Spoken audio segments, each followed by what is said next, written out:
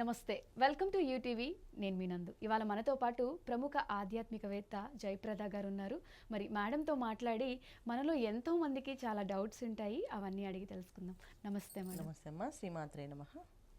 Madam, ఇప్పుడు జరుగుతున్న వీడియోస్లో చాలా మనం సబ్జెక్టులు చూస్తూ ఉన్నాము. లెవైతిన్ అనే ఒక పెద్ద ఫిష్ సముద్రంలో ఉంది. మనుషులు ఎవ్వరు పుట్టకముందు ఒక ఆడ ఒక మగ లెవైతిన్స్ ఉన్నాయి. ఒకటి దేవుడు చంపేశారు. ఉన్న ఒక మగ లెవైతిన్ కూడా మొత్తం ప్రపంచం అంతా అంతమయ్యే టైంలో తను వస్తుంది, తను కనిపిస్తే అంతమైపోతుంది అని. ఇప్పుడు సోషల్ మీడియాలో ట్రెండింగ్ అవుతున్న వీడియో లెవైతిన్ బయటకు వచ్చింది, అందుకే ఈ సునామీలు భూకంపాలు అని మాట్లాడుతున్నారు. అసలు ఇది నిజమేనా? అంటే మన హిందూ సాంప్రదాయంలో ఏమున్నా ముందే తెలిసిపోతూ ఉంటాయి కదా. మరి ఈ లెవైతిన్ టాపిక్ ఇప్పటివరకు ఎక్కడైతే నేను వినలేదు. అంటే మీరు అడిగిన ప్రశ్న ఏంటంటే అమ్మా, మన హిందూ సాంప్రదాయాలు అన్నీ తెలుస్తాయి, చదివితే తెలుస్తుంది కదా. వేదాల్లో పుస్తకాలు చదివితే తెలుస్తుంది. అయితే మీరు అడిగిన సబ్జెక్ట్ ఏదైతే ఉందో, కోటాది కోటి జీవరాశులు ఈ సృష్టించని భగవంతుడు సృష్టించాడు.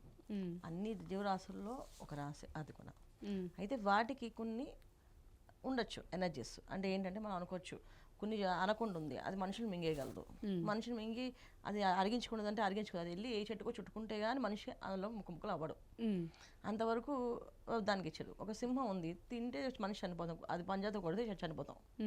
ఇలాగా వాటి వాటి కేటగిరీస్లో వాళ్ళని ఉన్నప్పుడు ఇలాంటి ఫిష్ లాంటిది పెద్ద పాము లాంటి మీరు చెప్పింది, అవి కూడా సముద్రంలో ఉంటాయి కదా. సముద్రంలో చాలా పెద్ద పెద్ద ఉంటాయి. అది బయటకు వస్తే అది అంతం అయిపోతుంది మాత్రం కాదు. ఇప్పుడు మనకేంటంటే కృతయుగం, త్రేతాయుగం, ద్వాపర యుగం, ఎన్ని యుగాల్లో ఎన్ని లక్షల సంవత్సరాలు మనుషులు భూమి మీద ఉంటారు, ఏమేమి జరుగుతాయి అనేది మనకు వేదంలో రాసున్నాయి. ఇది ఖచ్చితంగా. సో వేదంలో ఏవైతే ఉందో అవి ఖచ్చితంగా జరుగుతాయి. సో కలియుగం అంతం అనేది 4,32,000 సంవత్సరాలు రాశారు. సో మనం మొదటి పాదంలో ఇంకా లక్షల్లో కూడా రాలేదు, మనం ఇంకా వేలలో ఉన్నాం కదా. ఇంకా 2000 సంవత్సరం, ఇది 25వ సంవత్సరం. అంటే ఇంకెన్ని సంవత్సరాలు, ఎన్ని లక్షలు, మనం 4,32,000 సంవత్సరాలు కలియుగం మొత్తం. ఈ 4,32,000 సంవత్సరాల్లో మనం ఎన్ని సంవత్సరాలు అయింది? 2000 సంవత్సరాలు. అంతకుమించి ముందుకెళ్ళలేదు. ఎక్కడ అంతమైపోతుంది? అంతం అనేది లేదు ఇక్కడ. కాకపోతే ఏంటంటే మనుషుల్లో ఇది కలియుగం కనుక కొత్తవి సృష్టిస్తూ ఉంటారు. అయితే ఏంటి అంటే కలి అనేది ఏంటంటే పాపము. ఈ కలి అనే పేరు అర్థం ఏంటంటే అది పాపము. సో పాపము ఎవరెవరు ఎంత చేస్తారో అంత వాళ్ళ కర్మని రాసుకుంటూ ఉంటారని. సో కృతయుగంలో మనకి మనుషులు, దేవతలు, గంధర్వులు, యక్షులు, కిన్నెరులు అందరూ కూడా సహజంగా వెళుతూ వస్తూ ఉండేవాళ్ళు. అంటే ఏ లోకానికైనా ఎవరైనా యాక్సెస్ అనమాట. ఇప్పుడు మనం వెళ్ళడానికి కొన్ని యాక్సెస్ ఉంటాయి, కొన్ని యాక్సెస్ ఉండవు మనకి. అలాగా పై లోకానికి, సువర్లోకం, భూలోకం అని చెప్పి మన కింద పాతాళ లోకాలు, 14 లోకాలు ఏవైతే ఉన్నాయో అన్ని లోకాలకి వెళ్ళే అవకాశాలు అందరికీ ఉండేవి. తర్వాత వచ్చేసి త్రేతాయుగం వచ్చినప్పటికీ కొన్ని లోకాలకి రాకుండా ఆపేశారు. తర్వాత వచ్చింది ద్వాపర యుగం. ద్వాపర యుగం వచ్చిన తర్వాత అసలు ఏ లోకానికి వెళ్ళడానికి లేదు, భూలోకం తప్ప. ఏ లోకానికి వెళ్ళాలంటే ఎదుర మంత్రశక్తి ఉండి మంత్రం సంపాదించుకొని ఆ దేవత ఒక పర్మిషన్ తీసుకుంటే ఆ లోకానికి వెళ్ళాలి. మనం చాలా పాత సినిమాల్లో చూస్తే ఈ గులేబీ వాళ్ళ కథ అని చెప్పి ఎన్టీ రామారావు సినిమాల్లో కొన్ని కథలు ఉంటాయి. ఒక్కొక్క మంత్రం చదువుతుంటే ఒక్కొక్క ద్వారం ఓపెన్ అవుతుంటుంది, వెళుతూ ఉంటారు. ఇవన్నీ ద్రౌపద యుగంలో జరిగినవి.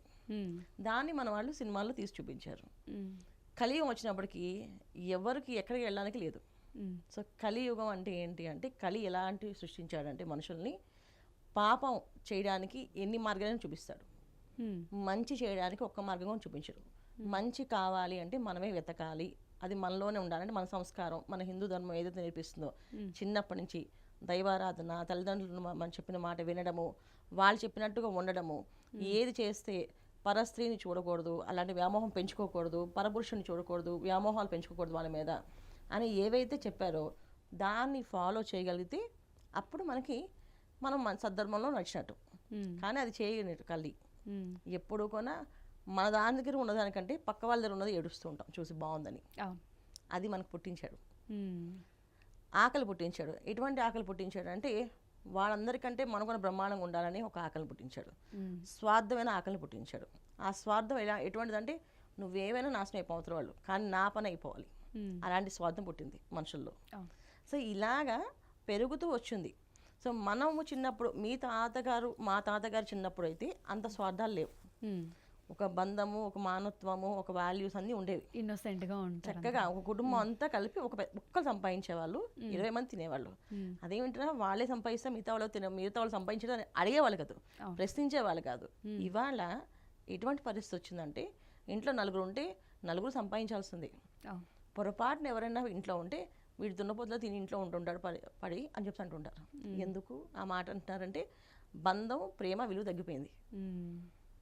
సొంత అన్నదమ్ములైనా ఇంట్లో ఉండట్లేదు, సొంత అక్క చెల్లెలైనా ఇంట్లో ఉండట్లేదు, తల్లిదండ్రులు ఉండట్లేదు ఇంట్లో. వేస్ట్, తల్లిదండ్రికి అన్నం పెట్టడం వేస్ట్ అని చెప్పేసి తీసుకెళ్ళి అనాథాశ్రమం పడేస్తున్నాం. ఇంత పాపం పెరుగుతుంటే ఏదో ఫిష్ వచ్చి మనం మింగేటువంటి మనమే హీనమైపోతున్నాం రోజు రోజుకి. ఎంత హీనంగా అయిపోయామంటే టైం లేదని చెప్పి అందరినీ పక్కన పెట్టేసి పిల్లల్ని కూడా పని వాళ్ళకి అప్పచెప్పి మనం పరిగెడుతున్నాం. అసలు ఎవరి కోసం పరిగెడుతున్నాము, ఎందుకు సంపాదిస్తున్నాము, ఎక్కడ పెడుతున్నాము, అసలు పిల్లల్ని ఏం చేస్తున్నాం అని ఆలోచిస్తున్నావా? ఆలోచించట్లేదు. ఇవన్నీ వదిలేసి ఇంకా ఆ ఫిష్ వచ్చి మనం ఏం చేస్తాను కాదు, మనమే రోజుకి దిగజారిపోతున్నాం. మనం దిగజారకుండా మన వాల్యూస్, మన పెద్దవాళ్ళు నేర్పించిన వాల్యూస్ ఏవైతే ఉన్నాయో అన్నీ పాటించమని కొన్ని పాటించాలి. అన్నీ పాటించడం ఇవాళ కుదరట్లేదు. ఎందుకంటే ఒకప్పుడు ఆర్థిక మాన్యం ఒకరు సంపాదిస్తే అందరూ తినడానికి సరిపోయేది. ఇవాళ ఆర్థిక మాన్యం పరిస్థితి అలా లేదు. కనీసం 4-5 సంపాదిస్తే కానీ ఇల్లు మెయింటైన్ అవ్వట్లేదు. అందుకని అలాగని మొత్తం మన వాల్యూస్ వదిలేయకూడదు. మన వాల్యూస్ ఇంట్లో నుంచి బయటకు వెళ్ళినప్పుడు ఒక దేవుడికి నమస్కారం చేయడం, పెద్దవాళ్ళు ఉంటే వెళ్ళొస్తాం అని చెప్పి రావడం, భార్యాభర్తలు ఇద్దరు ఒకరికొకరు ఆల్ ద బెస్ట్ అండి, మీరు క్షేమంగా లాభంగా రండి అని ఈవిడ కానీ ఆయన కానీ జాగ్రత్తగా వెళ్ళరా అని చెప్పేసి నేను చెప్పుకోవడం కానీ అట్లీస్ట్ ఒక 5 minutes మాట్లాడుకొని వెళ్ళి వస్తే వీళ్ళకి అన్ని పనులు జరుగుతాయి. ఏ అంతం అవదు, కానీ అది మెయింటైన్ చేయడానికి కష్టమైపోతుంది. పక్క వాళ్ళతో, స్నేహితులతో ఇంత ఫ్రెండ్లీగా మాట్లాడే మనము భార్యాభర్తలు ఇద్దరు ఫేస్ చూసుకుని మాట్లాడుకోరు. బిజీ అయిపోయారు. బిజీ కాదు, ఒకరికొకరికి ఈగో ఉంటుంది. అదే బాస్ మాట్లాడిపోతే బాస్ నమస్కారం చేస్తాం కదా, మనం వెళ్ళి గుడ్ మార్నింగ్ చెప్తాం కదా, మన మొహం చూసినా చూడకపోయినా రోజు గుడ్ మార్నింగ్ అని బాస్ చెప్తాం కదా. అదే ఒక హస్బెండ్ మన ఏదైనా తేడా వస్తే 1 week మాట్లాడరు ఆడవాళ్ళు. అలాగే మగవాళ్ళు అలాగే చేస్తారు ఆడవాళ్ళ మీద. సో ఎవరికి వాళ్ళు నేను గొప్ప అనుకున్నప్పుడు మీరు అన్నట్టు ఆ ఫిషే కాదు, మనలో మనమే మింగేసుకుంటాం. అది అంతమయ్యేది. ఓకే. సో ఈ లవేతీన్ అనే టాపిక్ అయితే మన హిస్టరీలో కానీ పురాణాల్లో కానీ ఎక్కడా లేదు. పురాణాల్లో జీవరాశులు ఉన్నాయి, ఆ తర్వాత విషపు నాగులు ఉన్నాయని తెలుసు, సముద్రంలో విషపు నాగులు ఉన్నాయని తెలుసు. ఓకే. విషం నాగులు అంటే అవి చేపల్లాగా ఉండే పాములు, అవి చేపలు కాదు అసలు, అవి పాములు. అయితే విష సర్పాలు అవన్నీ. అయితే సర్పము అంటే నీళ్ళలో ఎందుకు ఉంటుంది, బయటది నాగలోకం మన కిందే ఉంది, భూగర్భంలో నాగలోకం. సో అక్కడ సర్పాలు ఉంటాయి. సో విష సర్పాలు, వాటి జోలికి మనం వెళ్ళంతకాలం అవి ఏమి చేయవు. ఇప్పుడు ఎవరైనా సరే మీ ఇంట్లో బలవంతంగా వచ్చి నైట్ టైం డోర్ తీసి కొడతారా మీరు? కొడతాం కదా, నైట్ మనం చెప్పకుండా వస్తే దొంగని కొడతాం కదా. అలాగే మనం లోపలికి పరిశోధనలు చెప్పి మనం లోపలికి వెళ్తూ ఉంటే, అంతర్గర్భం లోపలికి వెళ్తుంటే అవి వస్తాయి బయటికి, అవి వచ్చి ఇవన్నీ చేస్తాయి. వాటిని మనం తీసుకురావడానికి మనం ప్రయత్నం చేయకూడదు. నేచర్ని మనం డిస్టర్బ్ చేయకూడదు అన్న, అస్సలు డిస్టర్బ్ చేయకుండా ఉంటే చాలు. వాటి లోపలికి వెళ్ళిపోయి సాధిద్దాము, అదేదో మనుషుల్లో ప్రేమను ఎలా పుట్టించాలి, మనుషులు ఎలా భావంగా ఉండాలని దీని మీద ఎవరు రీసెర్చ్ చేయట్లేదు అసలు. ఆకాశంలో ఏముందో రీసెర్చ్ చేస్తున్నారు, కింద నీళ్ళలో ఏముందో రీసెర్చ్ చేస్తారు తప్ప ఒక మనిషి ఎందుకు బాధపడుతున్నారు, అసలు ఒక మనిషి ఎందుకు నవ్వుకుని మాట్లాడుకోలేకపోతున్నారు, అసలు ఎందుకు ఈ స్వార్థం పెరుగుతుందని ఎవరు ఆలోచించట్లేదు. ఈ విషయాలు పక్కన పెట్టేసి మనకు అక్కలేని విషయాలన్నీ వెళ్తున్నారు లోపలికి. దానివల్ల ఇలాంటి ప్రమాదాలు జరుగుతాయి. వాళ్ళ జోలికి వెళ్తే వస్తే అడవిలోకి వెళ్ళాం అనుకో, అడవిలో ఉన్న జంతువులు వాటి ప్రాణభయం కాపాడుకోవడానికి అవి ఏమైనా చేస్తాయి మనని, అంతేగా మన మీద దాడి చేస్తా అంటే తప్పు కదా. మన ఒకటి ఏనుగులు వచ్చేసాయి కేరళలో, మొత్తం ఏనుగులు బయటకు వచ్చేసాయి. మరి అడవులన్నీ కొట్టుబడేస్తుంటే అవి ఎక్కడ తింటాయి, ఎక్కడ బతుకుతాయి, మరి బయటకు వచ్చాయి. మానవులు చేసే తప్పులకి ఏదో ఒక సైంటిఫికల్ రీజన్ ని చూపించి వస్తున్నాయి. సో మనం తెలుసుకోవాల్సిన విషయం ఏంటంటే ఇక్కడ మనం పాపం చేయకుండా బతకగలగాలి. ఒక మానవుడిగా పుట్టినందుకు మినిమం రెస్పాన్సిబిలిటీ ఏంటంటే తోటి వాళ్ళని బాధ పెట్టకుండా, మనం ఏ పాపం చేయకుండా, మన చేతితో ఏ పాపం పని చేయకుండా ఉంటే చాలా మంచిదన్న నా ఉద్దేశం అయితే అది. ఒకరు మనం చేసే పనిలో ఎప్పుడు కూడా నీతి న్యాయం కొంచెం చూసుకోవాలి, పని చేసుకోవాలి, అంతే.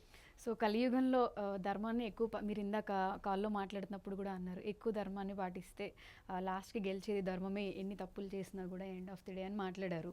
సో ఇప్పుడు కలియుగం కాబట్టి ఇలాంటివన్నీ ఫేక్ న్యూస్ క్రియేట్ చేయకుండా మనం ఎంత కరెక్ట్గా ఉన్నాము, ఎంత మంచిగా ఉన్నాము అనేది మెయిన్ రీజన్ అని చెప్పి చాలా చక్కగా వివరించారు. Thank you so much. నమస్తే అమ్మా. శ్రీమాత్రే నమః.